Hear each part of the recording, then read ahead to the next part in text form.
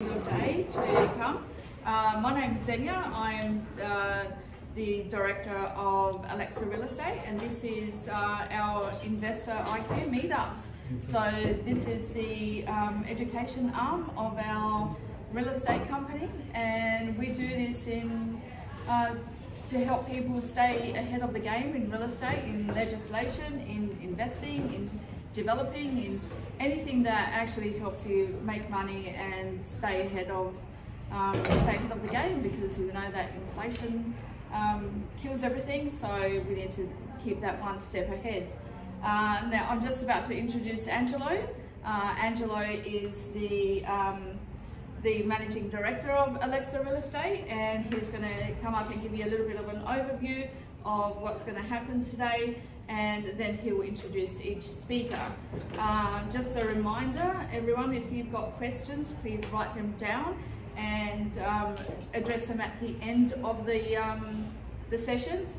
And the reason is because we're actually recording this for YouTube, and it's a little bit difficult to upload videos with lots of interruptions in them. So if we can restrict all questions till the end of the presentations, like to the end of the fourth presentation, so just write down the questions that you have for each speaker. So is that all right? We'll just have one speaker after the other. And yes, thank you again. And here's Angelo. All right, thanks for coming, guys. If everyone can also just turn their phones off so there's no interruptions, that'd be great. Yeah, we're going to have a panel of just 3 speakers, and I'll introduce them shortly. One of the things that I want to do is probably we're obviously talking about development today as well. One of the things that I want to do is take several steps back and just first of all, let's talk about why even bother investing in property. Whether you bought a property to rent out, or whether it's even your own owner-occupier place, you still invested in property. You've chosen property as a vehicle. You could have rented a place, and whatever pennies you had left, put into shares, or put into business, or put into some other vehicle, but why property? If we go back in Adelaide, and we're going to be looking at the Adelaide property market back to 1971, when that's the first piece of recorded data on median house pricing. Back in 1971, the median house price was about $10,000. Now it's about $700,000. So that in itself says, okay, it's a vehicle that's actually done quite well over time.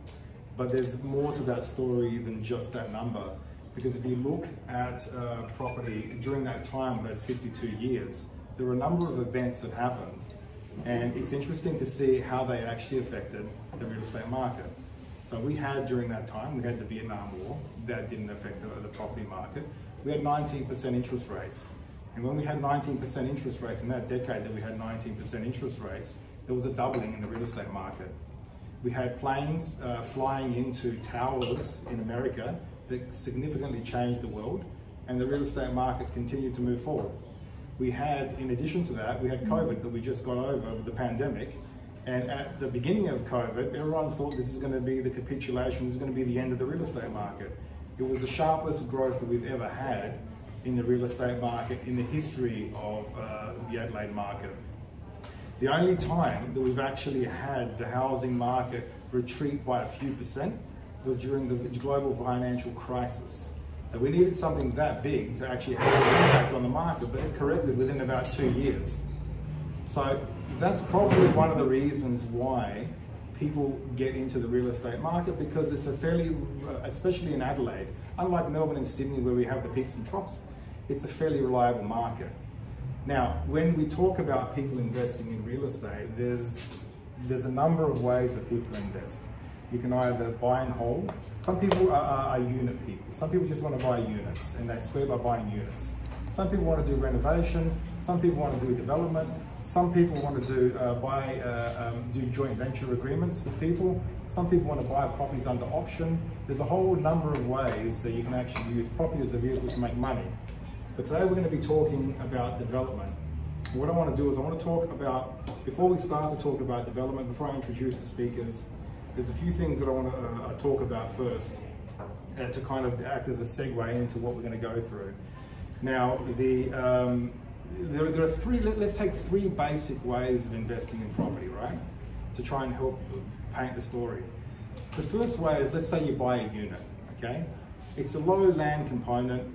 and it's a big building component when you buy a unit, and let's assume that that unit is perfect. There's nothing else to do to it. If you're going to invest in that unit and you're going to wait for growth to happen for that unit, the only way the growth is going to happen is if the market goes up in value. That's it. There's nothing else you can do to that unit to actually help the value of that unit go up. The next way that you can actually get into property and actually start to make some money is through renovation. Now, renovation has, okay, you can buy a place and you can renovate it, and if you keep it, you're going to have the upswing of the market anyway. But the thing with renovation is, let's assume you buy a place for $500,000, and forget about stamp duty just to make the numbers easier. You buy a place for $500,000, you put $20,000 of renovating into it, and in the end it gets valued at, say, $570,000. That thing that you've just done is you've actually manufactured equity. You've actually done something to go beyond what the market's going to do anyway. And then the next approach would be actually to take a piece of land and then subdivide it. And that's actually value adding more on steroids. Because if you can take a piece of land and subdivide it, the profit margin that you can make off of that can be quite more significant than on the renovation. Now, what that means in those last two things, what you've actually done, and the significance of it is this, what you've actually done is you've actually done something other than what the market was already going to do. Through your own skills and abilities, you've actually been able to manufacture equity.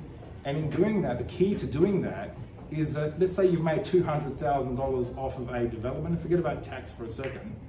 That $200,000 can then go towards buying another property that you can then sit on, exposed to the market. And now, instead of having $1 million exposed to the market in property, you've got $2 million.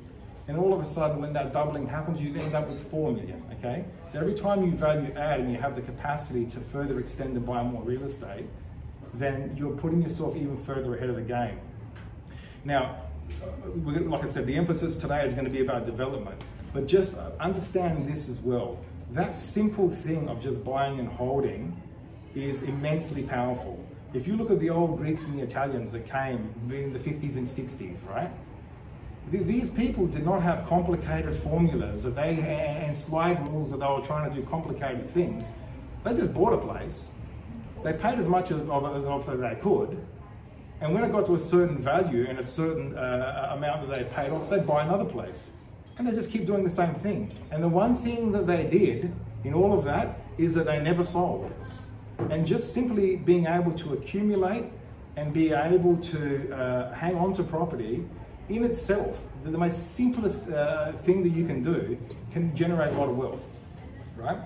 However, if we start to now move to development, what happens is we're now giving ourselves the ability to do something even further than that. We're able to springboard off of that and still hang on to property, but we're able to springboard off of that and actually start to be able to buy more property. However, like Spider-Man's grandfather said, with great power comes great responsibility. You start to get into development. One of the Sorry, there was Scarlet Phillip, medium rare with no sauce. One of the issues with property development is that there is risk, and if you don't manage that risk properly, then as much as you can make money out of property development, you can lose it just as quickly. Now, what we're going to do today is we've only got about an hour and a half of presentations to be able to do.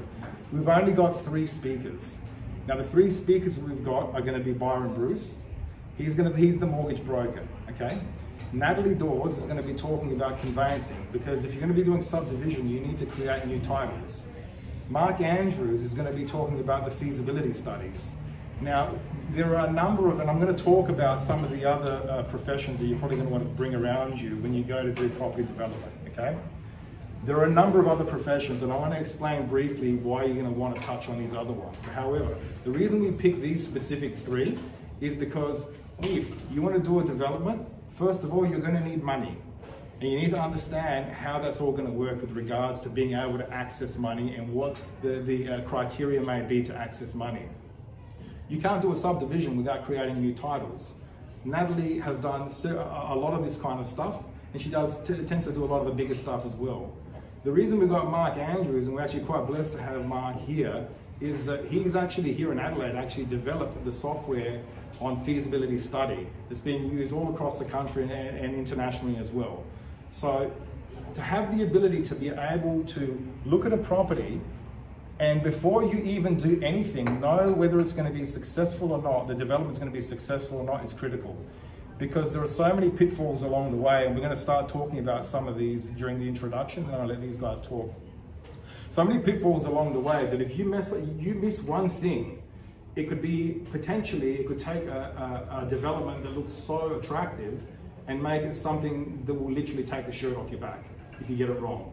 So being able to understand what certain professions do and how they can be a benefit is immensely important.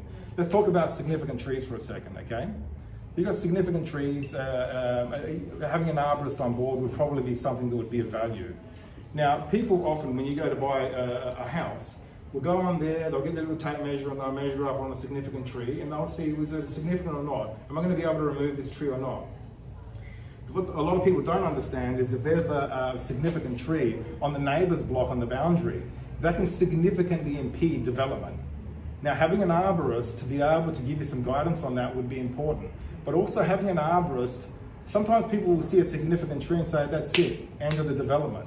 But having an arborist, sometimes what an arborist can do, it will be able to tell you, well, hang on, based on this type of tree, based on where the location of this tree is, maybe we can change the footings of the type of properties, the property we're going to be building, and maybe we can actually get around this issue of it being a significant tree. Where most people would have looked at it and said, significant tree, I can't do anything with it. An arborist may be able to offer some support and say, hey, you know what, there's actually a way around it.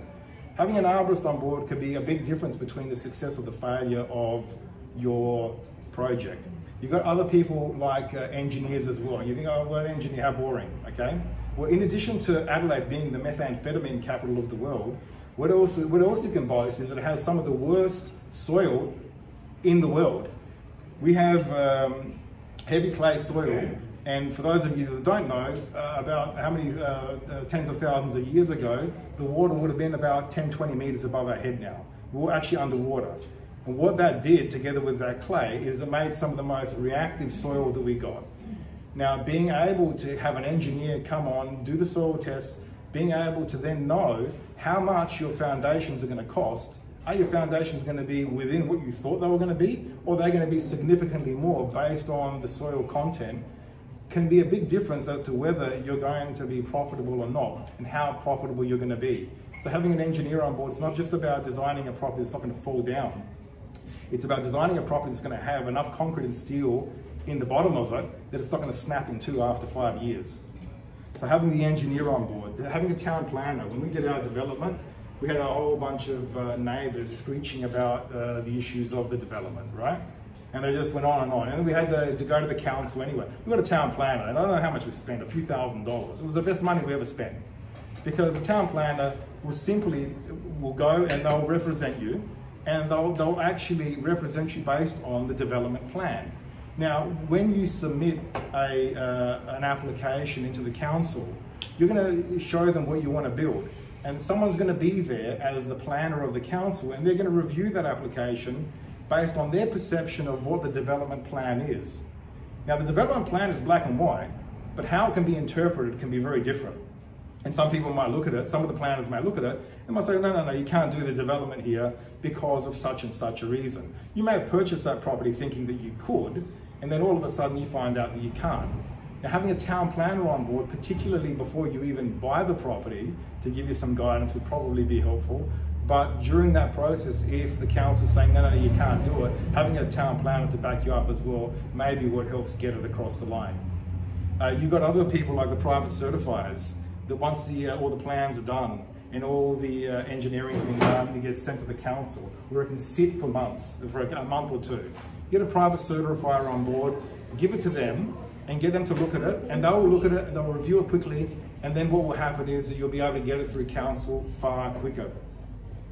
The architect as well, how the architect designs the building. You can have, like I'm selling a place now that we've got under contract. It's a bit of a strange shape, but it's highly likely that you're going to be able to get free on.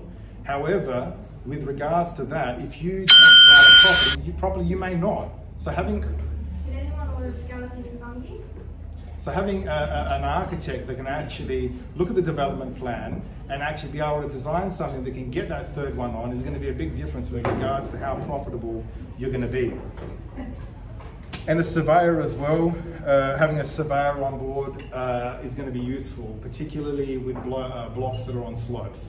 The surveyor, first of all, is going to define where the boundaries are, which is obviously important because you're going to need that when you submit your plans to the council. But if you've got an issue with the retaining walls can cost a lot of money. And all of a sudden, that profit margin that you actually think that you've got, if you didn't factor that into it, by having a surveyor look at it in advance and saying, hey, this is what the costs are likely to be, you don't do that, you could be up for a significant hit in your profit margin. Now that's okay if your profit margin is nice and healthy, but if your profit margin isn't necessarily nice and healthy, or particularly the market has kind of slid back a bit, or what we've recently seen, construction costs have exploded through the roof, all of a sudden, all of this can take a development that at the beginning seemed like a good idea, but in the end, maybe wasn't such a good idea.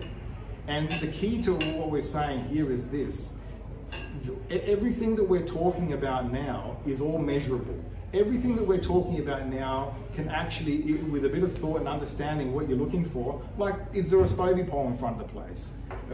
Things like that. Are there easements on the block? All of these things can be measured, and it's just being mindful of knowing what they are and knowing what to look for, but particularly having the right people around you when you do the property development that are going to be able to support you, and they're going to hopefully have a bit more expert knowledge than you will to be able to support you through the whole process. Because you've got to keep this in mind. Even if you're doing a development of, say, 1 into 2, you do a development of 1 to 2, let's say you pick up the block for 600,000. You pay stamp duty, you're up to near 650,000. You need to build a couple of houses on there, maybe another 400,000. Very quickly, you're going to be up to about 1.5 million of cost. And if you've miscalculated somewhere along the way, you're going to have severe problems. So what I would suggest is, I'm going to start to introduce the speakers now, but we couldn't have all the speakers that we would have preferred to have had here to do this now, because if we did, we'd be here for about 4 or 5 hours, literally talking about that. This introduction is about just introducing you to some of the pitfalls and things you want to consider. But the 3 key things that we're going to need to talk about today are going to be finance, splitting of the block, and the feasibility study. Now, I'll give you an advance notice. Anytime we do number crunching, it's not the most interesting thing. However, the most important thing that you can do with 100% certainty before you do anything else is the feasibility study, and get that feasibility study right. Because if you don't get that right, if you do the feasibility study and it says it's not profitable, stop doing anything else. Go look for the next property. If you do the feasibility study and it is profitable, then all of a sudden you can keep moving forward. The feasibility study is literally the crystal ball. It's the closest thing you're going to get to a crystal ball in property development, because what it's going to allow you to do is be able to assess the numbers, and with a high degree of certainty, other than some disaster happening in the economy, like construction costs exploding through the roof, which was just bad luck for a lot of people at the time. Other than that, it's going to give you a fair degree of certainty of where the project's going to go. So to get started, I want to introduce Byron Bruce, who is our finance broker. Byron has an immense amount of experience. The reason we've asked Byron to actually do this presentation is because of the sheer amount of experience that he's got. Who can give us a bit of a talk about property development and finance regarding property development. If there's anything else I need to do to introduce you, well, let me know. Thank you very much. Tell us a bit about your background and we'll get started. Done. Thanks, Byron. Thank you. Byron Bruce, I'm from Mortgage Choice just down the road on Utley Road. My background, 12 years, over a decade of experience in commercial banking at Westpac and ANZ. And prior to that, and how I got to meet Angelo and Xenia, as a GST consultant, working on mostly property developments for either high-rise retirement villages or broadacre subdivisions. So my passion, helping business owners, people, etc., build wealth and create freedom for themselves, of course. What we're going to talk about tonight, I've only got 15-20 minutes, so I won't have all the answers for you in this little presentation. Save your questions, write them down. More than happy to try and help.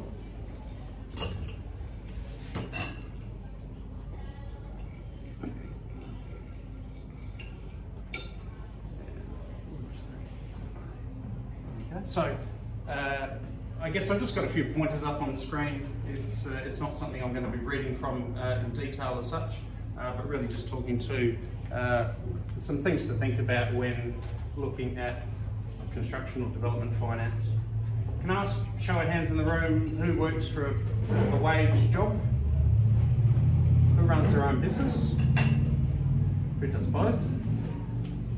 There we go, I think there's still a hand there maybe, no. And who's done some building in the past or construction, even of your own home? Yeah, good. So some of this is going to resonate with especially those people who've been in construction as well, or done some building of their own. I've just completed our own house as well, and we went through 3 engineers before I found the one who was happy, and bad luck, the first 2 I've burnt my money on. So let's just run through a few points. Banks are businesses too. I guess I just wanted to really touch on how banks operate, how they view your application, and things you can do, or just say in the right order to make sure they're not dismissing you from the get-go. Banks work on, let's take the big 4 banks for instance, they work on a 2% margin, and out of that 2% margin then they have to pay for staff, wages, property, etc. So they're down to 1%. So whatever cost they pay for money, they charge about 2%, go read their prospectus, is 1.9 to 2% every year, on top of the money that they pay for. If they get something wrong on $1 million loan and they lose that $1 million, it's gone. They have to write another 100 loans, $100 million, to earn that 1% on every loan after they pay for all those costs to make that $1 million back. So they're conservative beasts. They go, show me a great income, show me a great asset, because everyone tells us they're going to pay us back, and guess what? Some people don't. Bad apples always ruin it for everyone. And that's what they look at. So in terms of a development application, so first of all, you've got things that can happen with people. You have a stroke, you can't earn anymore, you're not able to pay for the loan, they go sell a property, etc. You add in development or construction risk as well, and then you've got another level of risk that they're assessing as well. So that risk being just, is the builder going to be there at the end? Do they know what they're doing? Do you know what you're doing? Where's the property market going to go over the next 9 months when we build? And that's why they will also ask for additional information when you go for a construction loan. Commercial versus consumer finance. I guess if we're building our own home, it's a home loan you go to get. If we're building a home, if you inherited mum and dad's house, it's on a big block, you go, I'm going to divide that into 2, build 2 on there and then rent them out. Well, it's probably still what we call a consumer loan or a home loan product, which is a good thing. And at the end, you rent them out, or maybe you sell one, maybe you rent one out. There is a tipping point where you go, well, hang on, I'm not doing 2, I'm doing 15. Well, they're not going to give home loans out for 15, they're going to say, no, you're in the commercial space now, commercial finance. What that tipping point is depends on your bank and your bank appetite. It used to be, we'll let you build 2 and we'll give you a home loan, and above that became a bit more difficult. And there's been a couple of banks around for a while now that will let you do up to 4 at the one time. As long as you don't walk in there and go, hi, I'm going to build 4 and my intention is from the outset, I'm going to sell the lot. I'm building 4 because I want to make a profit on the whole. You go in like that, well then they say, well, that's a business, that's not an investment. So we're going to offer you commercial finance, and you'll go to the commercial finance division as opposed to the home loan division. What's the difference? So home loans, banks will readily lend 80% of the value of a home. When you're doing maybe 4 in the one street or 4 on that one title, etc., that might not be 80% anymore. That might come down to 70%. At 2, most banks will still let you do 80%. There are a couple out there that will push those boundaries, and so Bank SA at 4 is at 60%. I think Bank West is at 75-80% still. So, as long as you're able to demonstrate at the end, these are investment properties for me, even if you change your mind when you get to the end and go, hey, I've got a couple of hot buyers here, let's make some money and cash those 2 in, keep 2, etc. So that's a little bit about commercial versus consumer finance. I might just skip to the next screen to look at some of the rest. Will that just get smaller or not skip at all? Okay. I think I've just run through building for resale. They're going to treat it as commercial as opposed to investment. I guess what I just want to run through now is things to consider when you're going for your building application. I think the feasibility is also going to talk to this, so I don't want to cross over too much in respect to that. I guess when I was working at the accounting firm, working with developers looking at larger projects, they've all got a feasibility study that they're doing. They're all looking for a certain return on investment on their dollars, not the bank's dollars, their dollars, and I think that will be well and truly addressed later on. So I fully recommend using a tool like that. Using a tool like that also addresses so many things. There's so many things to think about, everything from GST to which washers we're going to use in the taps and so forth. And if you've got a list that you can just go through, that's a great prompt to make sure you don't forget anything. For those people who've built their own house or built something, you'll know that getting all the selections, making sure that you've actually planned some cupboards in the place or worked out what kitchen appliances you're going to have is done. When you do that is relevant to the funding. So if you're trying to build something and you don't have any money, all the money's tied up in the equity of that property that you've already, piece of land you've already got, that's fine, but then you want 100% funding to build that asset. So thinking about whether you just go get a build contract, which just puts a house on top, that's great, you've got a house on top, but then you've got to have a driveway because no one likes putting mud all the way through the house. Then you've got to have fencing. In my own build just recently, I thought stormwater was included. Stormwater was included around the perimeter of the property, but not connected to the road, so I had to fork out some more for that. Things like solar, air conditioning, flooring, all these things can be added on yourself, or you can have it included in the build costs, and of course landscaping. If you go along and get that build contract and go, right, yes, bank, we're ready to go, can we get a finance approval? The bank will value it based on what you give them. So how they manage their risk is by sending a valuer out, and they go, right, now I can sue the valuer if this is wrong, and that's how they manage their risk. So the valuer goes and values what you give them. So if you give them this piece of land with a build contract for just a house, that's what you get a value back on. None of the landscaping, fencing, anything else. If you want funding for that, and you get 3/4 of the way through and you go, right, now I've got to put a fence on, all those other items, solar, flooring, etc. And then try and raise that from the bank. Well, it's not even the bank, the valuers won't go out and value a project that's half completed. They will, if you pay a fortune for it, but at the end of the day, for a normal home, and I've got a customer down the road who's got $1 million half built, had to put all his money back into his business during COVID, can't get him funding now because he's halfway through a build, and the valuers, if they go out there, the insurance company for the valuer says, I'm not insuring you to give a valuation on that unless you pay this whopping fee. So there's that whopping fee plus the valuer's whopping fee.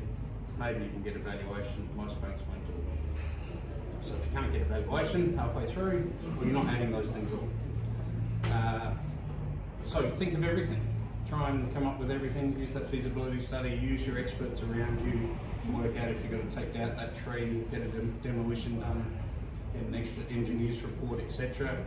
Get all those quotes. Even though landscaping is happening in 18 months, you need a quote to be able to give to a valuer so that they go, here's the end value, so you actually get funding for it in 18 months' time. Things to think about when picking a bank. The number of progress claims. So the standard number of progress claims is 5 or 6, and they're split up into certain percentages. Banks don't like builders going too much outside those percentages. You might remember Coast to Coast Homes were charging a fair bit on the upfront and collecting their profit early. They went belly up, people didn't have things down, only had a slab when somebody's claimed for a slab and a little bit more, so to speak. So banks will also protect you in that sense, but a number of progress claims, some banks will go, okay, we'll take the standard and we'll let you have 2 or 3 variations outside that, or additional things such as fencing, etc., or driveways. other banks will flex and they'll let you have. If you want 15 progress claims, that's fine.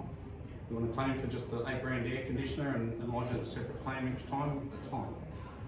So thinking about that, good example of that, Commonwealth Bank, they like the limited number of progress claims, and here's something like for like. So if you've planned a $40,000 bathroom, you go, hey, you know what, we don't need that, let's go for a $25,000, so we've saved $15,000, now I can put that into appliances in my kitchen. No, they're going to say, well, you saved that, but we're not giving that to you right now because our valuer didn't consider whether those extra appliances are going to add that extra value to your kitchen. Other banks will be Bank West, for instance, owned by Commonwealth Bank, and that's why I'm picking on them, same bank, different policies. They'll go, okay, well, within reason, we'll allow you to use some of that equity you just saved, or we'll give it to you as a reimbursement right at the end, so if you finished everything, yeah, the house is pretty much what you said it was going to be, right, well, there's some extra money in that loan that we approved originally, here it is. Little things like that. When your subdivision has to occur, so most banks are going to, if you're splitting something into 3 titles, they'd like those titles created at the beginning before they start advancing funds to build your 3 slabs and get going. There are a couple of banks out there that will let you actually, all right, well, as long as we've got approvals, we know that the subdivision request is lodged, we'll let you start, as long as that keeps happening, or as long as that subdivision happens right at the end. Interest only during construction, just a dot point there. I guess it's been really topical over the last 2 years, how long building takes or can take. I've got one customer at the moment, so a lot of banks will say you need to start commence building within 6 months of our approval, or so they give you the funds for the land, right, the loans, it's on. Now you've got to start building within 6 months, otherwise we'll want to reassess. We've extended that to 12 months, but maybe 12 months isn't long enough. So thinking about how long the bank offers for you to actually start that construction, and then also how long it takes to finish. So I've got one customer, and they're going to go over 2 years since their original start date, and I've gone in and negotiated with ANZ to say we need another 2 months just to finish this thing off.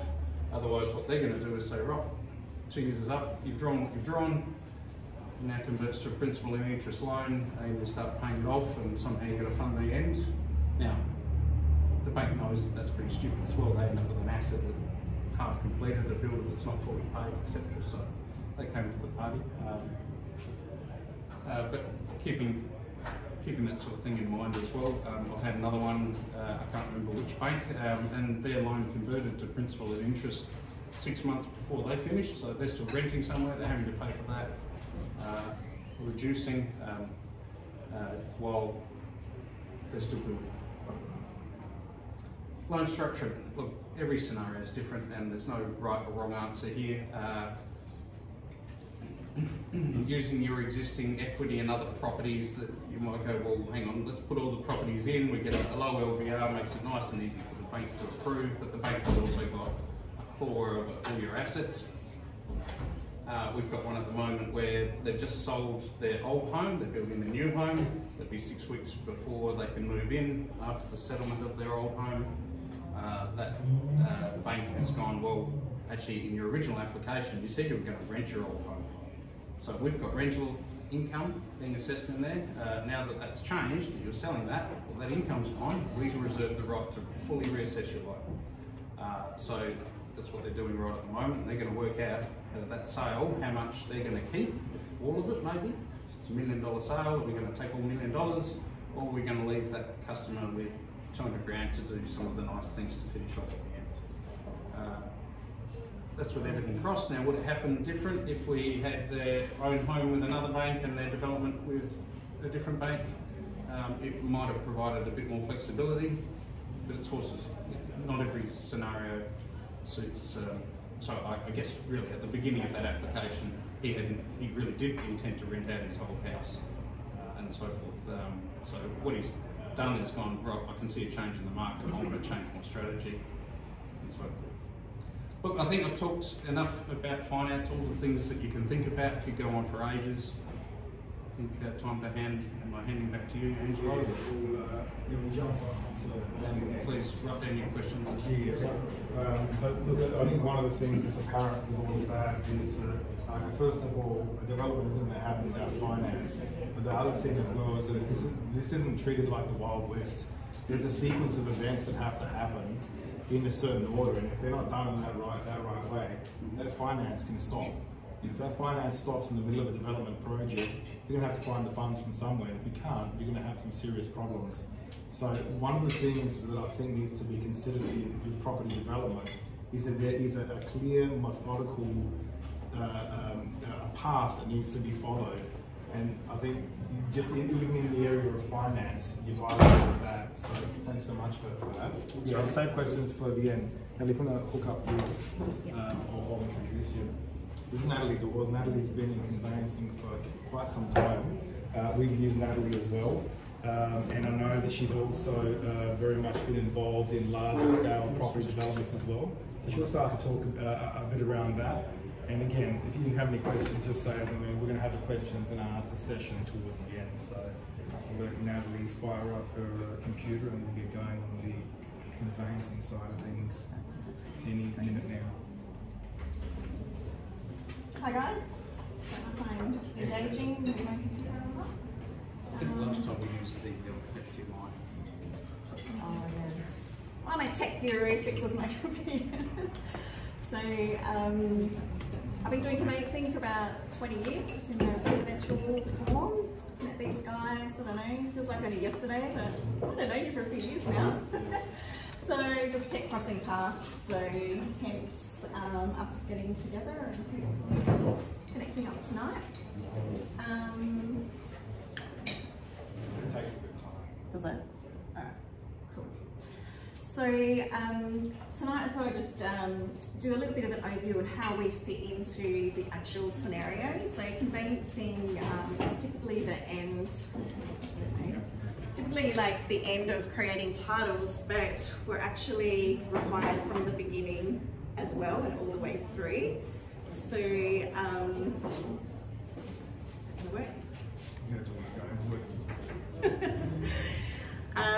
So I thought we working closely with a land surveyor. So basically when you're ready to go and talk to a land surveyor, it's a good time to come and speak to us as well. So, because they need to really speak to you and figure out what type of land division you're going to be doing. Once you've kind of figured that out, then you can come and get some pricing from us as well to continue the process, because they only take it up to a certain process. So they'll take it up to lodging the plans in, and then we have to, once the plans are lodged, we actually have to create your individual titles. So from your big block of land, into those individual titles. Yeah, it was working just before. No, it did work just before.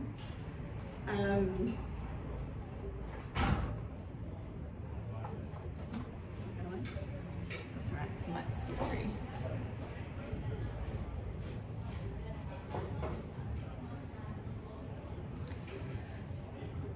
So basically, once you've gone and seen the land surveyor, my slides will catch up to me. So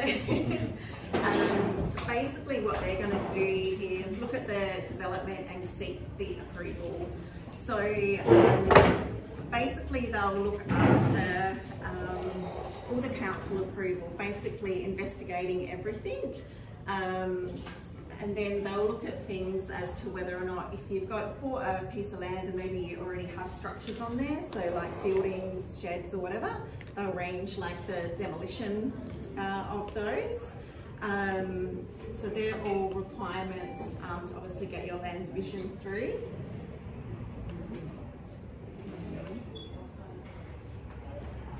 And then the surveyor will actually proceed to like going out and surveying the land, and then they'll mark out all the new boundaries and do all the pegging, and then they'll create a plan. So once they've done that, the survey plan will get lodged at the Lands Titles Office, which is where it bumps over to us again. So basically our job is to interpret what the surveyor's done. So they'll send us all the plans and all the different things. So perhaps there might be some easements or something like that over your title. So it's up to us to then create what the end result needs to be for those plans. Since that's not working, I'm gonna stand here. So basically then we need to go and obtain like consents perhaps from your bank if you already have a mortgage on there, and perhaps council involvement, etc. So it really depends. If there's somebody involved in your title already, we need consents from them before we can change everything over. So I thought I'd just expand on all of that a little bit. So pretty much the initial thing is the land surveyor doing that initial investigation. Like, is it actually possible? And there's lots of factors that might influence them to do that. On, like, it could be development costs, it could be marketplace valuation, personal choice, etc. So what they'll do is they'll go ahead and make that plan. So sometimes it could be 2 to 4 days. It might be 1 to 2 weeks to actually get that plan proposal done.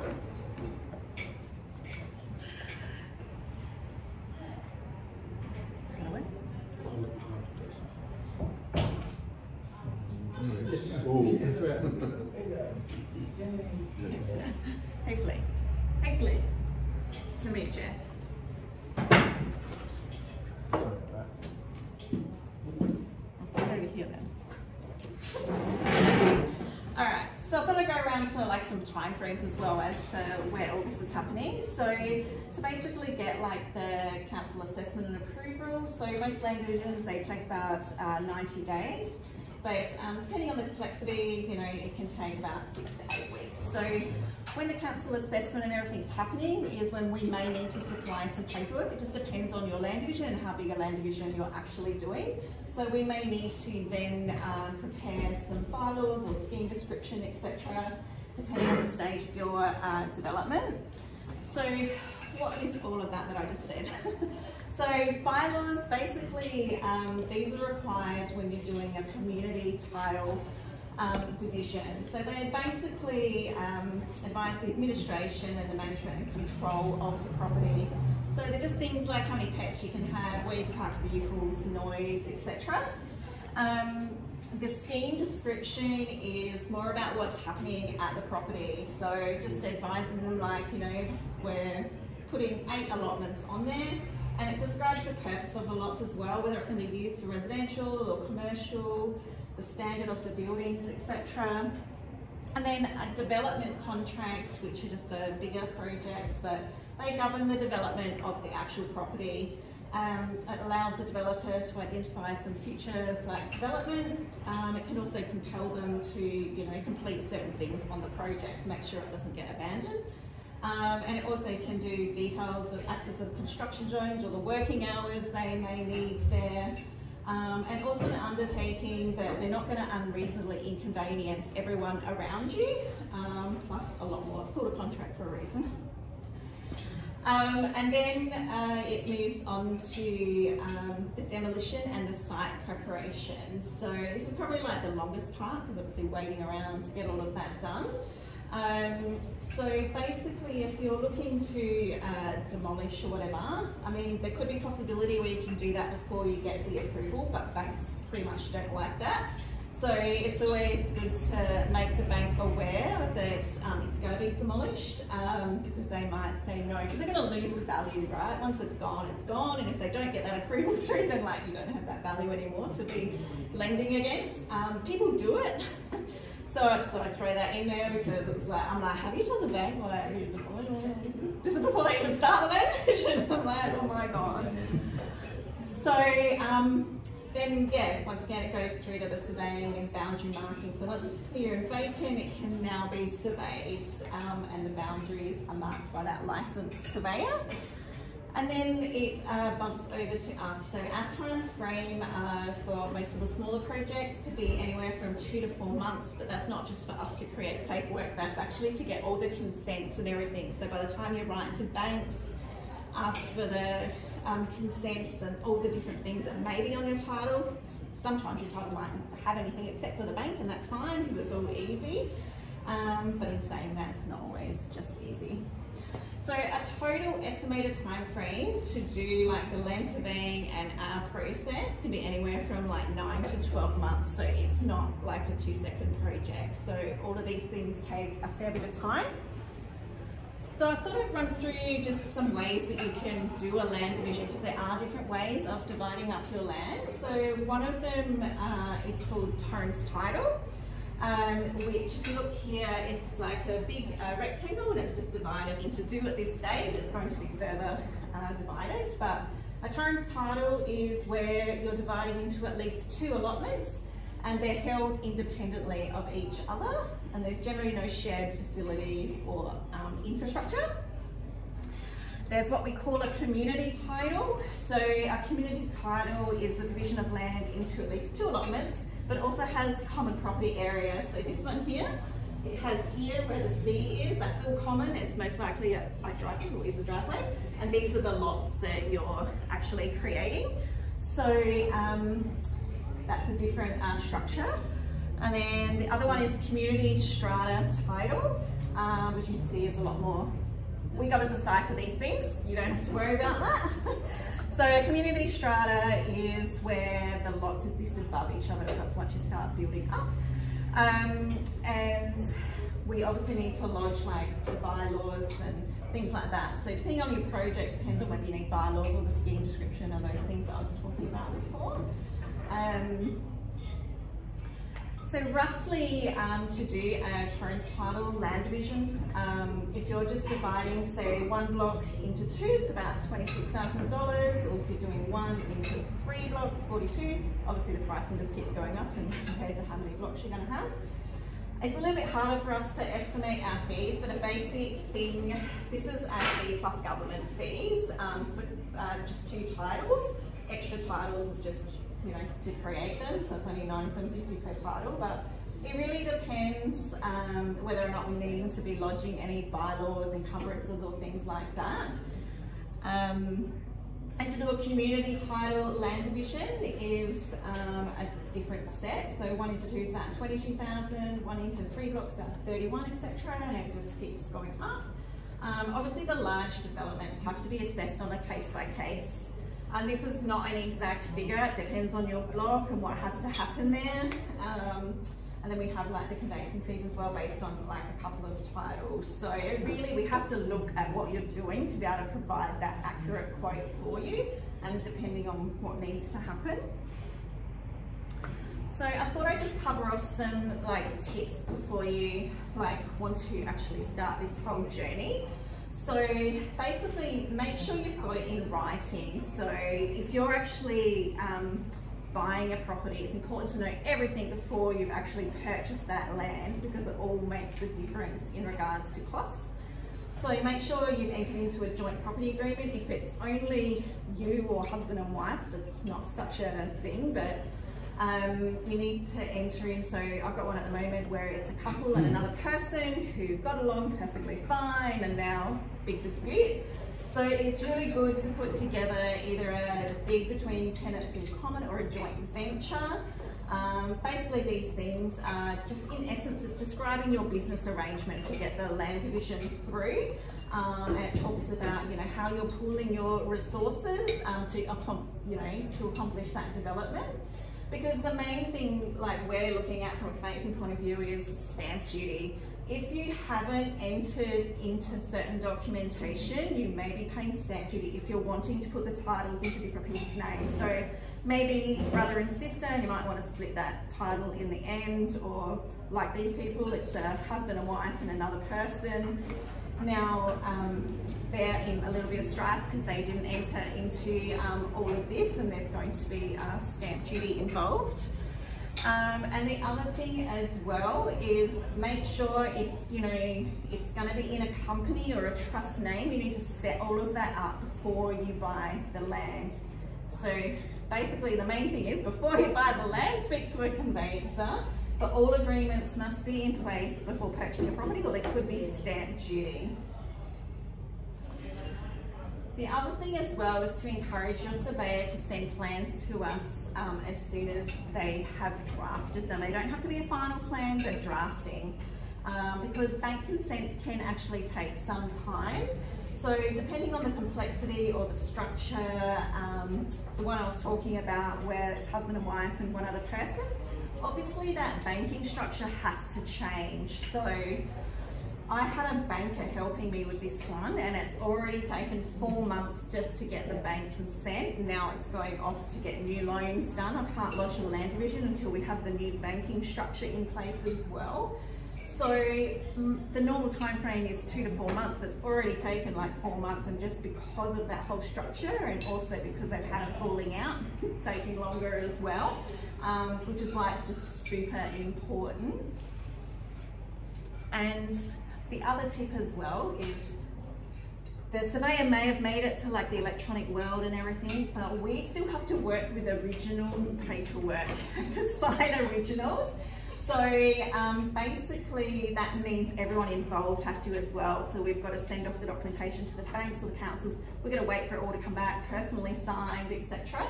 Because we actually need to lodge all the originals. So don't fly off overseas like some of my customers do, and it's like, oh, you need to sign some stuff first. Everyone just expects that electronic is the way of the world at the moment, and unfortunately the Land Titles Office for this component of the land division cannot be done electronically. So that's just something to be aware of as well. And the other thing as well is, what you really need to do is think about your end goal. Let's start there and work our way back as to what documentation. So before you're going to buy the land, you should always talk to a conveyancer, land surveyor, etc. Because like if you're actually wanting to like sell the blocks and everything as well, so we need to know what the whole plan is going to be, because you can actually put them up for sale waiting on the land division to come through. We can just make it subject to that, or perhaps you want to actually build on the development as well and sell it like as a whole, so we can make it subject to the practical completion of the building and everything. But that's really important to actually have it drafted well, because if the project does not go through, so sometimes projects get cancelled for some reason, but you want to make sure, well, both people want to make sure, so the purchaser wants to make sure they're going to get their money back if it's, you know, not going ahead. It holds the vendor to everything, but yeah, it's just an ease, because if it's not drafted right, then somebody may be able to get out the contract. A lot of the land divisions are actually being delayed at the moment. So we've actually had developers put at risk because they were meant to get it through by a certain time frame. They're usually allowed an extra time frame as well, and they still haven't completed the project, and so people can get out. We can find those loopholes, because unfortunately at the moment people are struggling to get finance because the project takes so long and we've waited and waited. That's their loophole to get out. It's like, I can't build what I want to build, can't get the money now. So we've had a few people like, okay, this is your little sneak hole out. But yeah, it's just really important to know what your end goal is, which is really tricky because you just want to buy land or whatever you're buying, and not really, you want to think about all of that stuff afterwards. But it's just really important to have all the paperwork and everything. But we have to work in with a land surveyor, so the two of us need to sort of be together and guide you along like the whole process. That's me. So hopefully you got something out of that, and I will hand back to Angelo. Thank you. Yeah, property conveyancers are actually property lawyers. So having a property lawyer along the journey with you is going to be important. One of the things you might have noticed along the way is that Natalie just talked about how much the cost is for subdivision. Byron was talking about, okay, we'll understand how much interest rates are going to be. When you go to sign a fixed contract with a builder, you know how much that's going to cost. There's a whole bunch of figures that you can actually call on these people and find out exactly what they are. So there's no ambiguity there. A couple of months ago, if people came to the presentation that we did, one of the things that we talked about is how to accurately assess the value of a property. That's one of the wild cards, because you can find out how much the subdivision cost is going to be. You can find out how much the interest rates are going to be. But if you don't estimate the value of the property at the very beginning, how much you should buy a property for, and then you don't estimate the end product and how much that's worth, that could cause some severe problems. The point is that as we move to this next thing of the feasibility study, the thing is that so long as you've got the good software, and so long as you have the ability to be able to enter that data and know that the data that you're entering is actually correct and true, then you can, with a high degree of certainty, barring some catastrophe, are going to know likely what the end outcome is going to end up being. So let me put in my password and get Mark on board.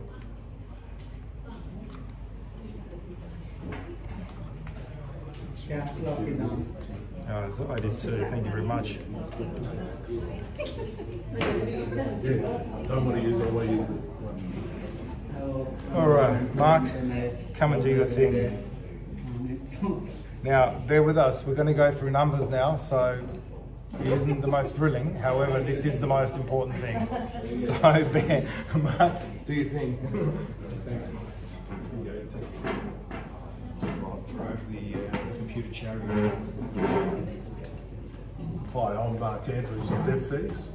I'm a software developer of about 35 years, sorry, I don't count them all the time. But I was a valuer originally before I worked for developers, and so I've had my experience as a valuer and also a qualified project manager as a basis, and my experience as the inputs for the software that I've developed, and fee study is the result. So I'm going to sit down because I'm pretty interactive with the computer, and I'll go through a duplex development in Adelaide.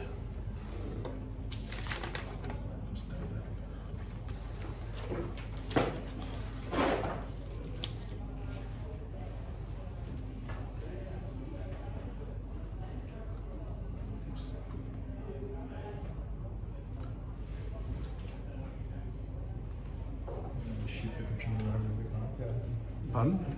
Oh.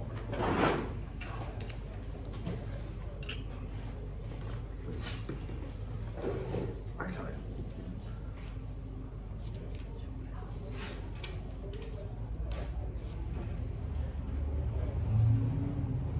So I've already entered the data for this particular development, so I'm just going to go through screens that you are required to consider to put in all the data that you need for the development.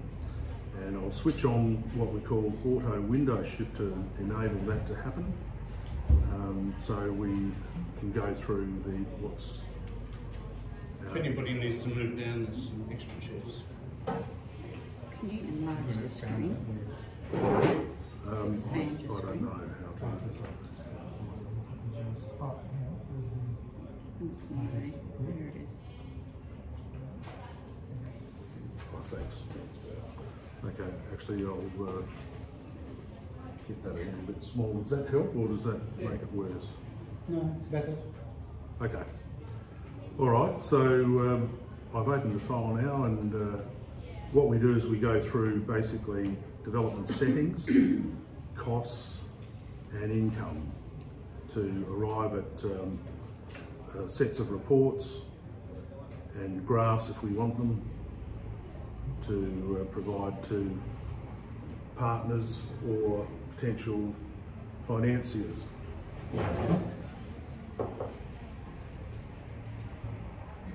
So now I've set the auto window shifter function, which takes us through each of those options under development settings, costs and income to speed things up, rather than go up to the menu each time and select an option. So we start with development identification, and we put in here the development name, the type of development, the capital city in which the state that has the property, and the purpose of that is to load stamp duties, rates and taxes scales that are entered into the program to help you not have to worry about remembering or have to do any work to get the stamp duties, rates and taxes calculated for you. The program just relates to those scales that are relevant to your state. And we also enter, or just before that, we enter the type of development that we want for the to study. So this is a residential development of 2 duplex houses in Brighton, South Australia. And then we can describe it, the development here, the location, put in the prepared by details as well. And just click a button, cancel or OK, and that'll move us on to the next window for entering data. So as you can see from up here, we've moved on to development dates. So we're going round in a loop basically to enter data. Now, the period for this development is 15 months, and you enter the reference date, the start of the cash flow date, and then also the completion date. And basically all of your dates have got to be entered between that period, or you come back to this window and lengthen or shorten the date, the development length, as we call it. Not to be confused with construction building time. So now fixed development length, that's something so that when you want to move the whole cash flow in time a few months, you can do that like so, because it might be the case that you're negotiating on this development for some time and your figures are getting a bit out of date, but all of the relativities of the costs to when finance might occur and when construction starts can all be moved in time lockstep, so that you don't have to re-enter all the dates again. So that's the idea of that. We've got the first financial year, the first month of the financial year to enter there. That can be changed if you're in another country. Now, the next window is the residual land value calculation window, and this is where we can select get the program to calculate the residual land value, what you pay for the site, based on the target IRR and the target MDC that you enter. The MDC is margin on development cost, and IRR is internal rate of return. And internal rate of return is something fairly important to financiers, generally speaking, so it's worth getting to know what IRR is if you're going to deal with financiers, I'd suggest. And target MDC, that's the target margin on development costs that you require. So these percentages that you enter here, if you're going to use this window, is to work out what sort of returns you require from after considering all the costs and all the incomes that you enter elsewhere in the fields of the program, to determine what you should pay for the site. So if we put in, say, 25% here, or might go for something a bit lower, 10 because of, oops.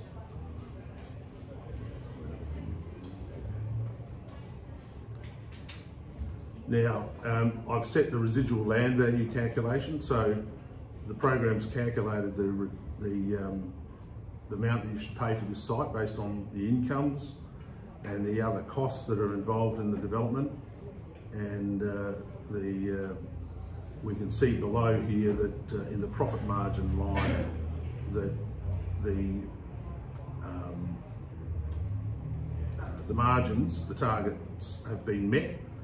Both 10%, and the first one to be met was the IRR, but the MDC had to be calculated as well to give us the profit margin.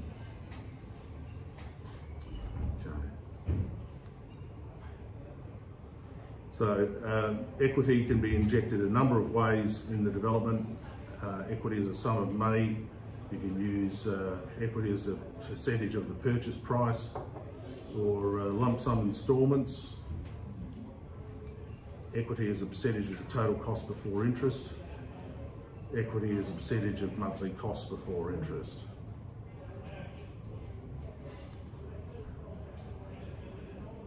The next window is the loans and interest window, and here we can enter information about primary debt funds, secondary debt funds. That's often mezzanine finance that people use, but most developers starting out probably wouldn't use that because it's something of a bit of a complicated thing to get mezzanine finance. And it's usually the bank of mum and dad. Yeah. Okay. So we enter the interest rate that's been applied to the cash flow over the period of the development, and that can be as one rate, or you can have different rates over the cash flow. There's also a finance establishment fees field, which you can tick and enter as a percentage or as an amount. And this is for secondary debt funds, this window. So we've got 200,000 entered at a particular month, so that meets a particular cost in that month, July 2022. The next window is the escalation rates window, where you can enter construction escalation rates, rent/escalation rates, which is used to escalate the rent or the land for the purposes of rates and taxes calculations. And the construction escalation rate is based on one being the first month of the cash flow. And I might just go to the cash flow fairly quickly.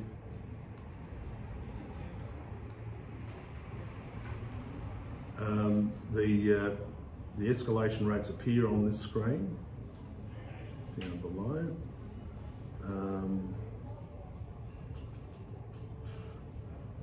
There's the construction escalation rate and the rent escalation rate, and also the absolute sell-on escalation rate.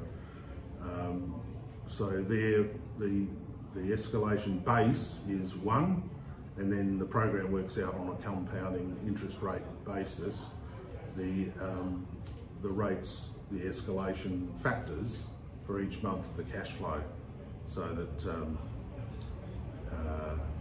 what those escalation rates are relating to are escalated on a monthly basis.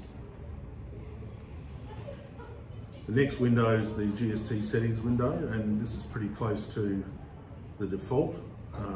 The margin scheme usually probably applies to residential property for developers.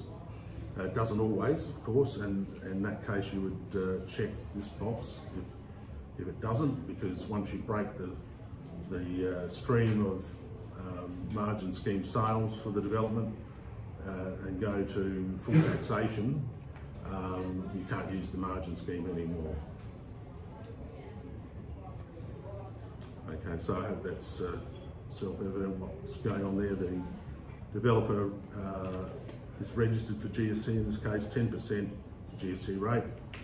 It's seldom changed for the feasibility studies for developments, and but there is an exception to it. The GST is remitted monthly or quarterly, so it depends on whether you check the box or not there or not, whether you check it or not. And then if you are using the margin scheme, there's another box becomes active, and that's to ask you whether the sell-on income or development sales are going to be all or not, whether some of the sales are margin scheme tax are not margin scheme tax, sorry. And that has an effect on what is required to be entered in the sell-on income windows. The next window, which is the last one of the development settings options, is the other settings window. And here we can enter a contingency amount, either as a percentage of all costs before interest or as a percentage of all construction costs. And we can also enter the site area for certain calculations to be made when we go to the reports. If it's relevant, you can have plot ratio data to establish what your net lettable area is for the development, and the program will give you information about that as well.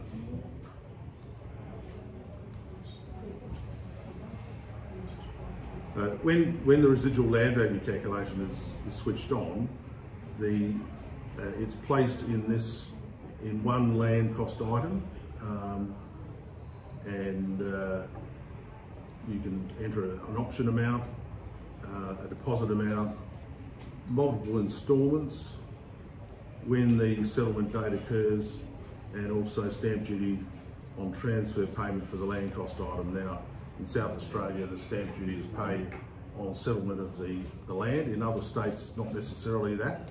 If there's a conditional contract settlement, the payment of stamp duty on transfer can be after 2 months of the contract having been in existence, but when it goes unconditional, even if the settlement is 6 months away. We have a construction costs item window here, and you can have as many items as you wish. So you can do trade packages for entries under construction costs if you wish. This one we've put in a total, a quantity times rate. So 370 square metres times by 2,000 for the 2 houses. And you can select a straight line method or an S-curve for distributing the progress payments for the builder in this case. Now, and you enter a start date and an end date for the cash flow of this construction cost item, and that's, you can see that on the cash flow here. I'll just bring this down, oops, didn't mean to do that.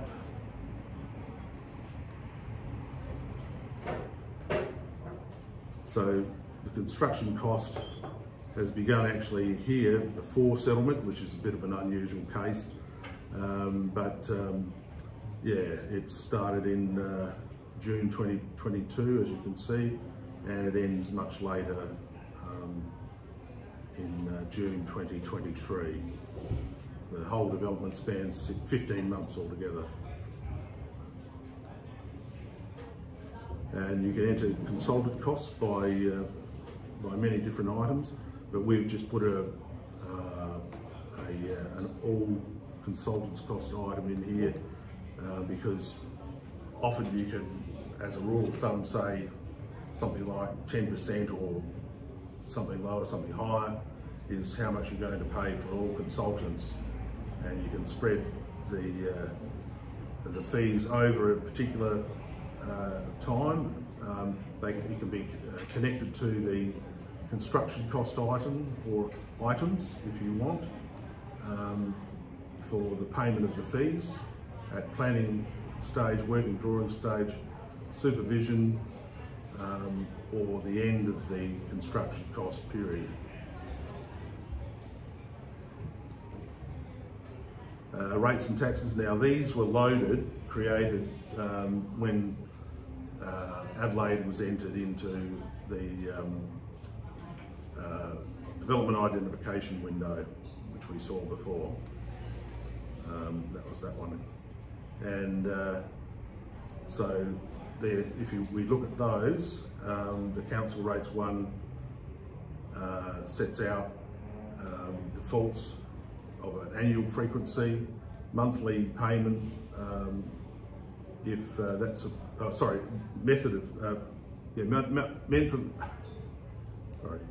month of payment start, but that doesn't have to be necessarily the only month that it's paid.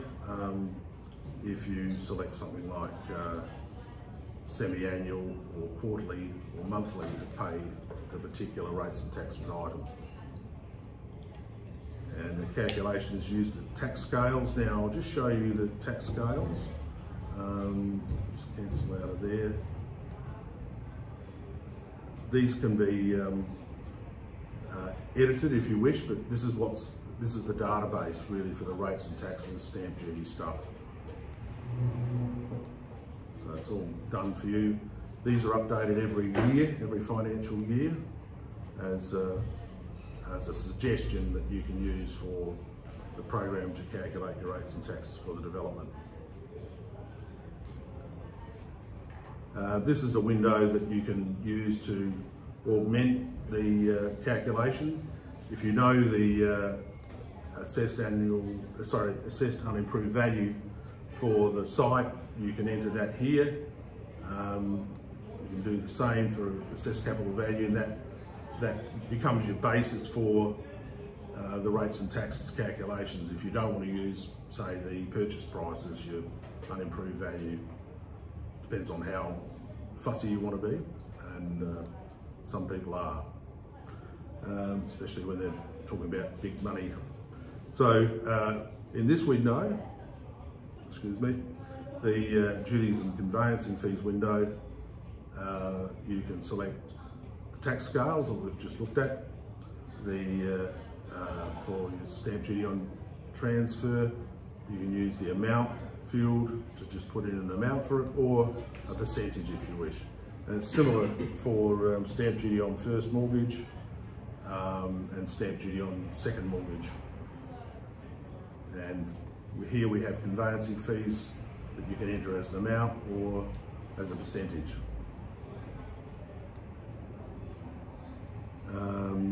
Now the next window is the selling and leasing fees window. This is a development that's not being leased before it's sold, so we haven't entered anything for, oh sorry, we did for leasing fees. 10% of the annual rental income as a leasing fee, and selling fees were entered as 2%, but you can also have an amount per sell on income item or development sale. Next window is the other cost window, and you can enter things like council contributions, accounting fees, brochures, I didn't mean to do that, council bond, council contributions, a number of things. You can select those, and if you don't think that the description is adequate enough, you can start typing in here, and that becomes part of your title or description for this item. So get on to sell on income now, which is the we're now up to the last part of the entry of data. We've got sell on income, rent income, and other income to go. So with this one, we've got just one sell on income item or development sales item, and we've calculated the calculated the development sale by for this item by the quantity times rate method. There's a quantity of 2 duplexes, and they've both sold for both will sell, projected to be sold at 700,000 each. So we have a total of 1.4 million, and you can, if you want to, spread the income if you've got a number of sales over a period that you can enter here.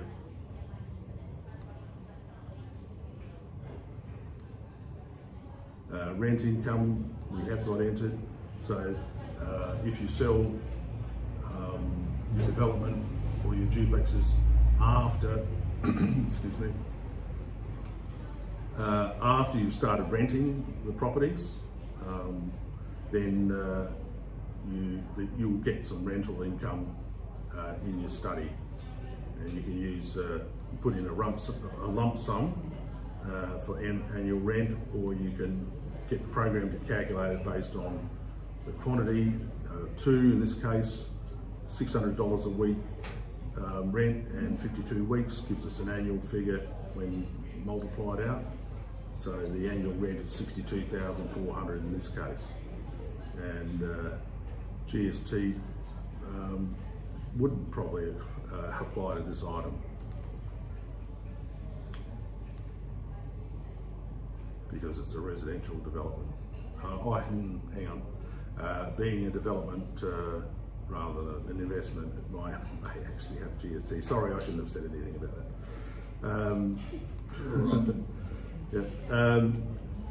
And the last category of cost to enter is the other income one. Now, this is probably rarely used. You might have sale of signboards, and you can enter, the income from this one by a number of methods. You can specify a total amount over a period, or a monthly amount over a period, and specify a total amount using quantity times rate.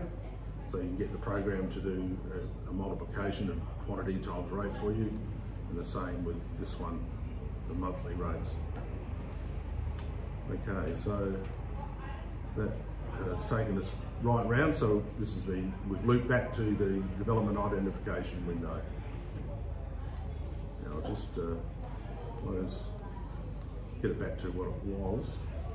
Yeah, in this study, we've actually entered the land cost as a fixed amount. We didn't get a residual land value calculation to occur. So it was just simply 300,000 that was entered. Now, just to show you some of the reports, where you've seen the categorised profit and loss, there's also an itemised profit and loss, so you can have more idea about how much each item contributes to the costs or income. And there's a valuer's style profit and loss here. I'll just close that, which displays the P&L as a valuer might show it. And there are quite a number of valuers who are using fee study. They talk about profit and risk factor, and then they work back to a residual land value. In this case, we've got a fixed price, but if we were to, click on that one, and I should have gone here to the residual land value calculation and used figures here. You'll see that the land purchase price down here will go to the residual land value once I apply this. And so doing that has given I can't see it on the screen at the moment. Oh, sorry, the residual land value is showing here. I'll just highlight that for you. And if we revert back, we can undo the residual land value calculation method to get back to the 300,000 that we entered as a fixed price.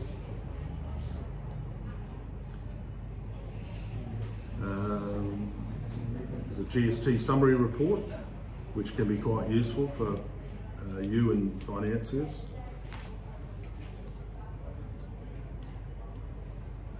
There's an itemised cost cash flow as well as that categorised cash flow. It shows everything, including income. This is just for costs. And calculation of the sell-on income or development sales. And we can have a number of reports for variations reports. Now, this is to test the sensitivity of various various inputs, such as land cost for this one. So the land cost is 300,000 as entered, but if we were to look at what would happen if we paid 2% lower for the land, what would happen to our margin on development costs and IRR figures. So the more that you, the less that you pay for the land, of course, the greater the margin goes up. And so we have this sort of report for rent income, construction costs, construction period, sell-on income, sell-on period variations, and borrowing interest calculations. And we also have inputs reports, so you can print this off to show what you've entered, especially if you want to submit the stuff to financier or a partner, so they understand what you're talking about with your inputs. And we also have graphs. I'll quickly show you one or two of those. That's the categorised profit and loss. So it's this as a bar chart. So it's putting bars on each of these figures here. And well, I might just call it a halt there and going through. That's perfect. We've used this ourselves in the development and actually helped us sleep better at night, knowing what the end outcome is going to be. This isn't something you can do on the back of a napkin. There's a few factors here that you need to consider, and the good thing about a software like this, there's two good things. First of all, you can actually step through and actually make sure you don't miss anything. The other thing is that the cost of a software like this is like the cost of putting a lawn into a development. It's not overly expensive, and given what it actually can do and what it can potentially save you in the way of a catastrophe, it's probably worth considering something like this. So what we'll do is we'll open it up. Oh, now you were talking about someone wanting to use that software as a demo. Oh yeah. Yes, you got a sheet? Yes, I do. So people want to use it as a demo, because obviously having it run through it and seeing it is not the same as actually playing with it and seeing, changing figures and whatever. So Mark's got a sheet. If you want to just fill your name and details, he can send you a demo for, I don't know, 7 or 10 days or whatever. You can actually play around with it and see what it's like. But what we'll do is we'll open this up for questions and answers. All the speakers. Well, they can just talk. We'll open up for questions and answers, and if you have the questions, feel free to throw them at the presenters. Right, so we're just going to have all of the speakers at the front. So if you guys have got any questions, just throw them in. This is time. That's okay, put in your details on the sheet if you wish to look at the demo version of the program. So just pass it on if you don't want to use it or after you've used it.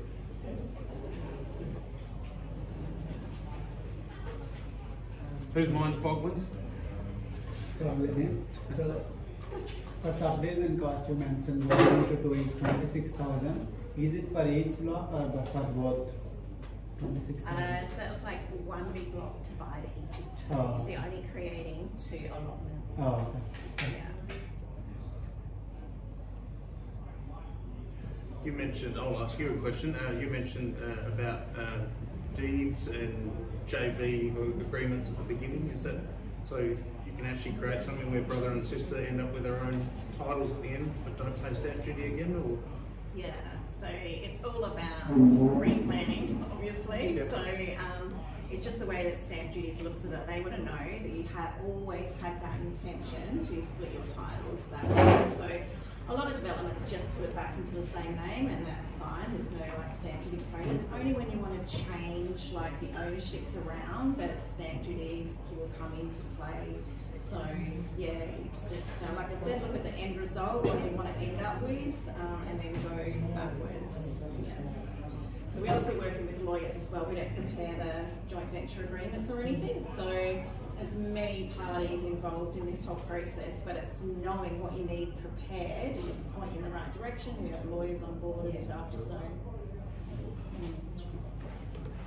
we've said a few times that it's best to talk to you guys before we buy the land, for example, if we want to plan something. How does it work in terms of payment if we don't follow through with the project? Is there like a fee for service, or is it only if we follow through and end up purchasing, going through a subdivision? Or? So it doesn't, well, I mean, if you're looking to purchase land or a house or whatever you end up going through, so you can either have those brief, look, we give like half an hour info session, you can come and have a chat or whatever. We're not going to charge you. We're starting to check over contracts and things like that. So what we normally do, like even say if there was no land division involved, we always check contracts for our buyers, depending on what they're buying. But it's about the conversation about what are you going to do with that, if it's land, what are you going to be doing with that, and then we can get a rough idea of who else do you need to speak to before you contract this property. So that's the main important part. So we do check. So normally once it goes through, we collect payment at the end. We don't normally like charge up front, but if you go for one and it doesn't happen, we'll just charge you for the checking of the contract, and that's all. So yeah, if you need us to specifically check a contract, But general conversation about what you need to do and everything, happy to give free advice over the phone. Yeah, I imagine there's going to be a lot of situations where heaps of projects, even if we're really committed to it, we might not be the buyer that ends up winning the project, it might go out of budget. So we can just have unlimited conversations about 50 different properties potentially, and then once we actually commit, that's when most of the payment happens. It's when I really got to thoroughly check a contract and stuff for you. Happy to have conversations, because without the conversations, like, how do you know what you're meant to be doing, right? So it's about having plenty of conversations, because conversations will be similar. Like, your land's not going to be that much different. You're going to be looking for a certain piece of land and it's going to be a certain size. So therefore, our conversations are going to be similar. Like, your first conversation probably with me will give you the whole idea, then you're going to keep looking, right? So it's not going to be like you're going to waste my time 6,000 times. We are going to have a set conversation, and then each time you find something, we might actually just discuss that piece of land. The other thing as well is that before you put an offer in place, probably would want to do a feasibility study anyway. So all the questions you might have might actually be answered. You may look at them, by the time you do the feasibility studies, and it's not what's going ahead with. So a lot of that might be circumstances. Would your initial conversation then be with the council to find out minimum size block? It's all available. Whether it's city? Thank God they've changed the way the planning works now. It has the hands of the council and more into the hands of the state government. You can go onto a website, type in the address of the property, what you bring up, subdivision required, 4 roads, whether it was detached, semi-detached. That information is all available. You have to get onto the website, put the address in, be able to navigate through and find out what the zoning is. Okay. That's one of the first things you want to do. Yeah. You're going to be putting in an application. Yeah. And then the next things you're going to be doing is, once you get a hold of the title, is there an easement? Is there a soaking pole in front of the thing? Is there a significant tree? What's the slope of the block? How much is it going to cost for it? All of that stuff to be aware of before you even consider putting in an offer. Yeah. There's no point in sticking an offer and then getting halfway through, maybe even getting it accepted and having problems. That's just the SA go.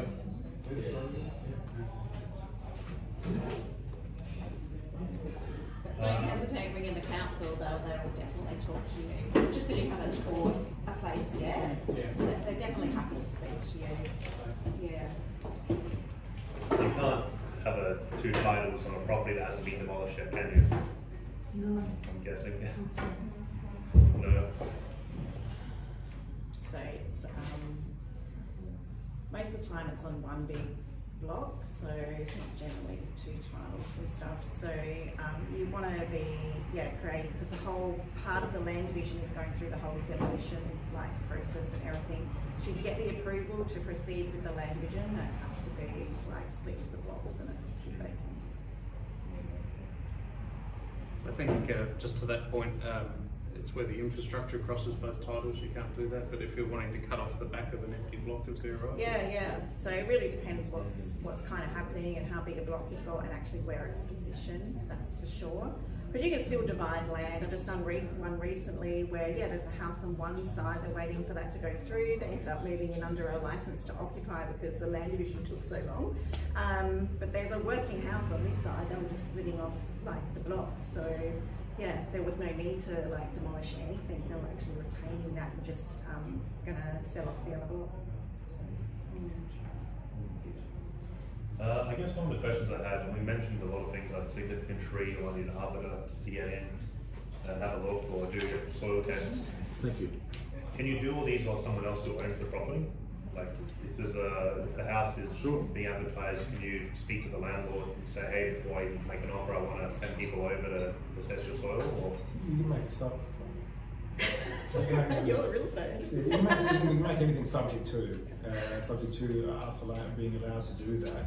A lot of the stuff, doing a soil test is obviously important, and you're going to want to probably, and you can do put a subject to. The things more subject to is you put into an agreement, then there's a chance they're going to want to take it up. Yeah. Right. So what you can do is maybe you can get a sense also, because if people that do the soil test have a fairly good idea of certain areas and maybe what's the likelihood of those areas. Like, for example, you know that if you're building near the beach on sand, your footings aren't going to have to be the same as building in Corolla Park, where they need to be about twice as deep, because of the clay soils and stuff.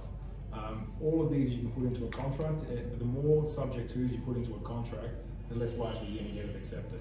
Yeah. But what's going to end up happening? I'm going to put a purchaser's conveyancer hat on and disagree with you. Yeah? The purchaser's conveyancer, yeah.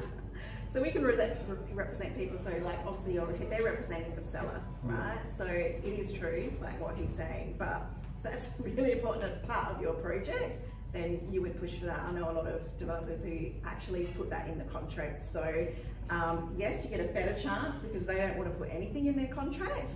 But if you come and like talk to a conveyancer, then we might have a different point of view. So, but yeah, it's like, but you'd want to do it so that you like, if you want the conditions in there, they're going to be quick conditions. So you need to like be able to do it like as quick as possible, so they know the contract is going to go ahead. So, but least amount of conditions, great. But you also, if that's a fundamental part, you really need that, I would be pushing for that as a purchaser representative. 100%, and this is where the balance comes in. And the more knowledge you have about something, the more judgment calls you can make along the way. What you're saying, what Natalie's saying is 100% right. If there's a certain aspect of the development that if you can't get, everything falls over, you're better to put it in and walk away, even if you don't get it accepted. You're better off actually finding something that you know is going to work than taking a risk. Because eventually, one day, you're not going to be able to dodge that risk. Yeah. And the point is, he's not doing your property, so you want to make sure that your development is the way it's going to go. So he's selling for the vendor, and yeah, and our role is a different hat for each person. So if I'm acting for the vendor, I totally agree. But if I'm acting for you, yeah. So we do have different hats that we wear within reason, but that's where it's really good to be speaking to like the land surveyor and stuff like that up front to know what you really want to put in your contracts and everything. But yes, the less conditions, the better off your offer will get, but there is specifics. So just check it out. Yeah. I'll give you an example of that. Actually, we sold a house in Melrose Park, 2 identical offers. One person had, it was the same offer as the other one, but they had also subject to our dog being approved by Strata. We didn't accept it. Yeah. There's no point in accepting it when we've got another one that's just sitting right next to it, it's the same.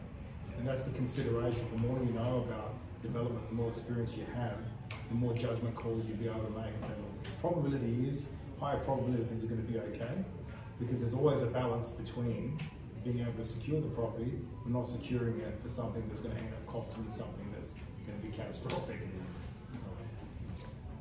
You probably also don't want to be up for like environmental assessment reports and things like that, because if you do hit something later, that's going to add to your process. So yeah, just sort of, you got to know what's available to you, and then it's whether or not they're going to accept for that to be popped into a contract. Because if somebody else has got nothing to do with that, they'll probably, but you know, it depends on your price, things like that as well.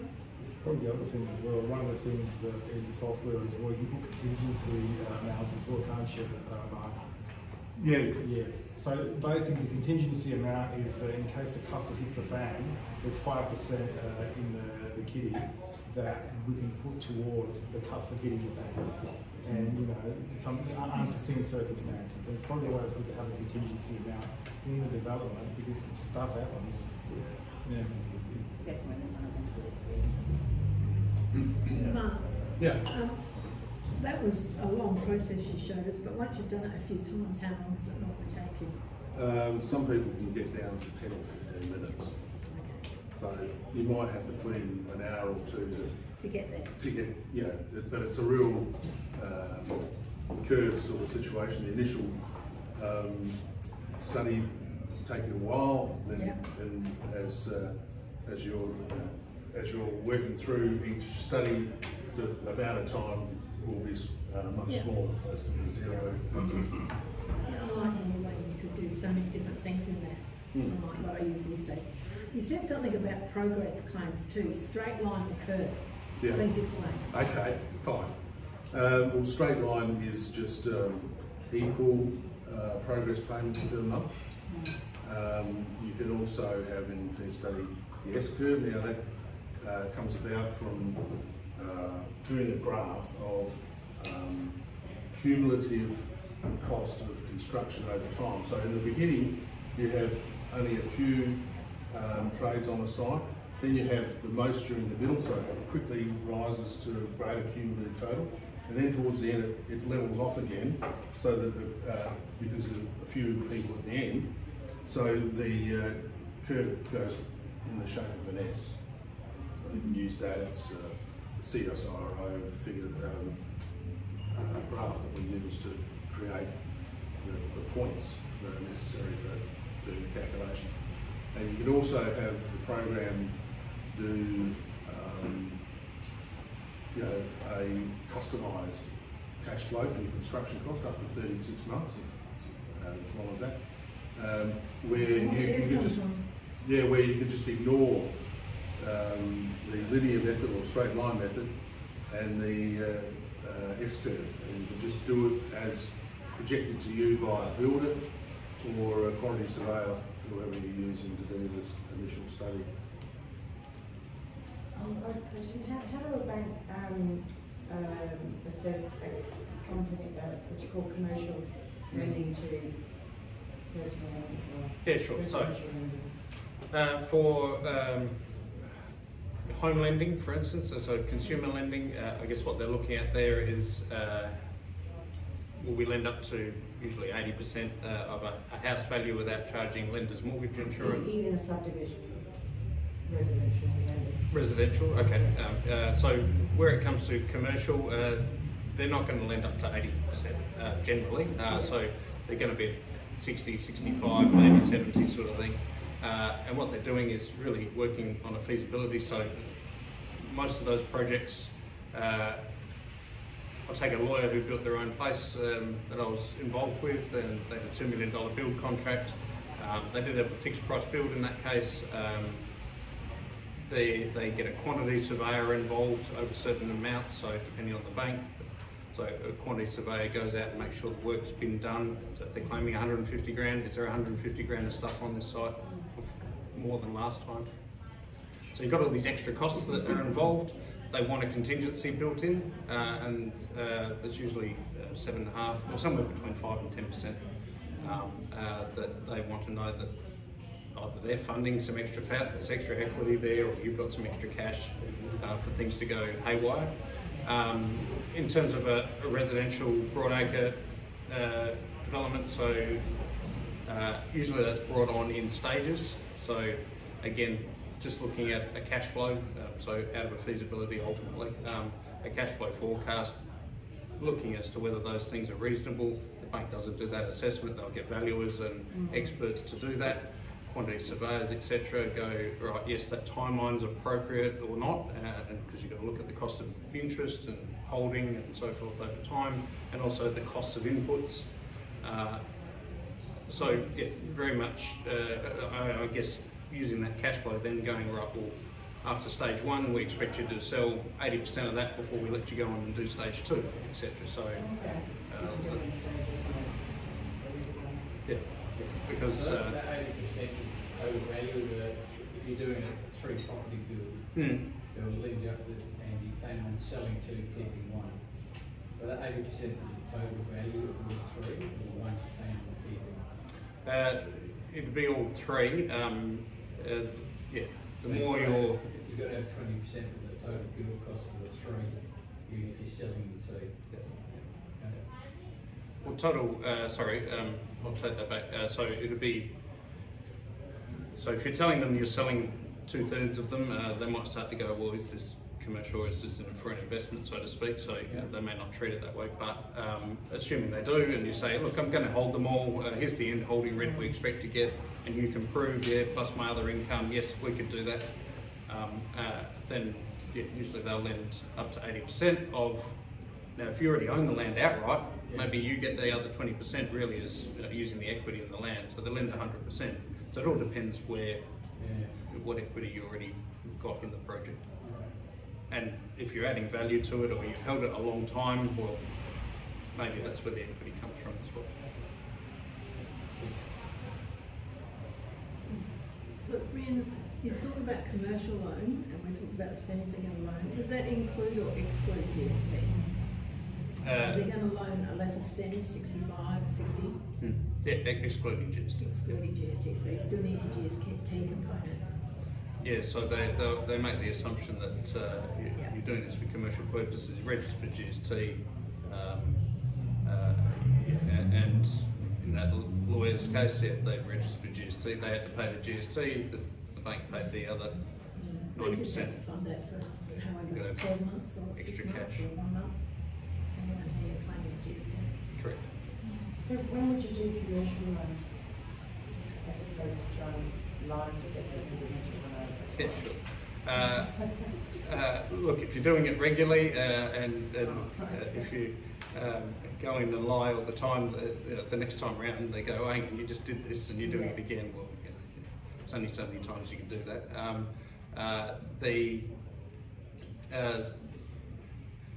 If you're doing it on a regular basis and you are doing it for profit, then yeah, you go in and you just need more equity around, more cash and so forth, and meet their criteria. So larger projects, obviously, yeah. Or anything with a commercial flavour. So if you're building commercial premises like this, yeah, obviously it has to be. Byron, you mentioned it earlier that when you were building, you went through 3 engineers before you found the right one. Did I hear correctly? Yeah, well, went through. So we had a funny. We had a house adjoined to another house.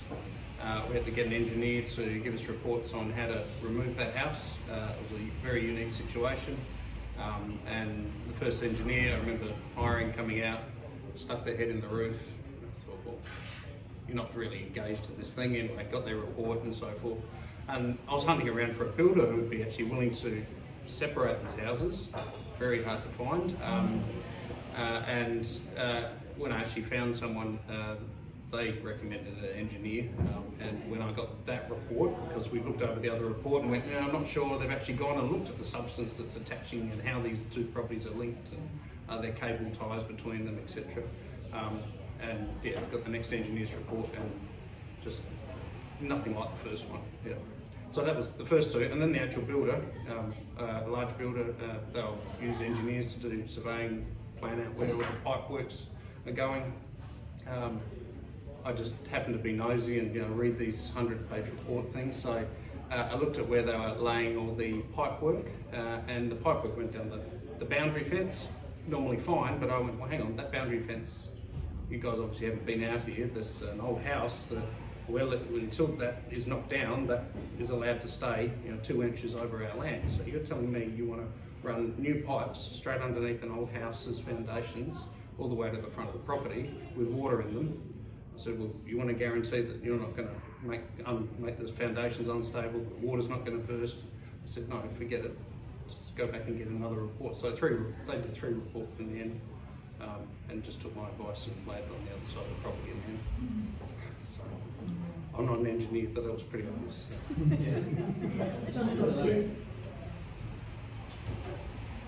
Excellent. Are there any other questions? I guess I just want to know the whole process from thinking about subdivision to actually building. What are we kind of expecting a realistic time frame to be? Bit of a tough question, I think. So what was the question? How long it's going to take from the very beginning of purchase to, it could be 50, 18 months, 2 years potentially, depending on how hard it's going to be to push through council. What's going to take to get titles and what your builder's going to do. Yeah, what the builder's going to do, especially. Significant factors. Yeah. What all needs to be put in the feasibility study, how long it's going to take. And they're all different. Each development that you do is different to the next one, so they're all unique, and that's why you've got the feasibility study. Otherwise, it would be all the same. So each property has got unique properties. So you work out how much you can get, what you're going to do, different finances, different scenarios.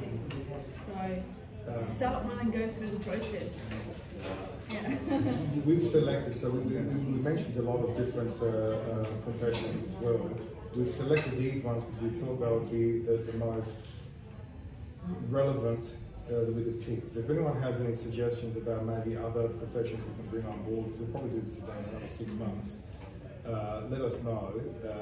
I think these three are probably crucial, but if there's someone else you want to see maybe speak as well, whether it be an engineer or whoever, let us know. We can cater the next one to And that the next stage of this would obviously be the building. So once we've got all of this foundation set down, then the next thing is to actually get it built.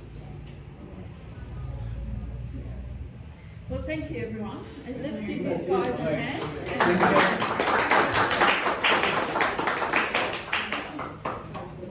And well done. The next meeting that we're having is the 23rd of May, and we are doing landlord insurance on that one, so that would be a great one. Okay. PC,